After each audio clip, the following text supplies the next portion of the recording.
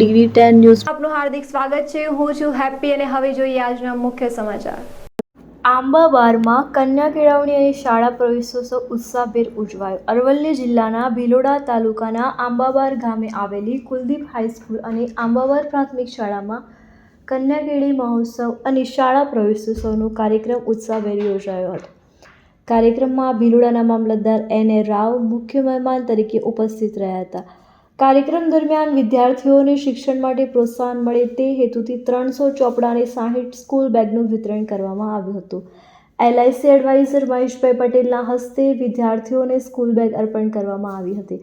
મામલતદાર N.A. Rao સમગ્ર શિક્ષા યોજના અંતર્ગત વિદ્યાર્થીઓ માટે ઉપલબ્ધ ટ્રાન્સપોર્ટ સુવિધા અંગે માર્ગદર્શન આપ્યું હતું। ઉપરાંત એક પેડ માં કે નામ અભિયાન અંતર્ગત વૃક્ષારોપણ કરીને પર્યાવરણને જતન અને હરિયાળી વધારવાનો સંદેશ આપ્યો હતો। તેમણે વિદ્યાર્થીઓ અને વાલીઓને શિક્ષણના મહત્વ અંગે પ્રેરણાદાયી માર્ગદર્શન આપીને બાળકોને નિયમિત અભ્યાસ માટે પ્રોત્સાહિત કર્યા હતા।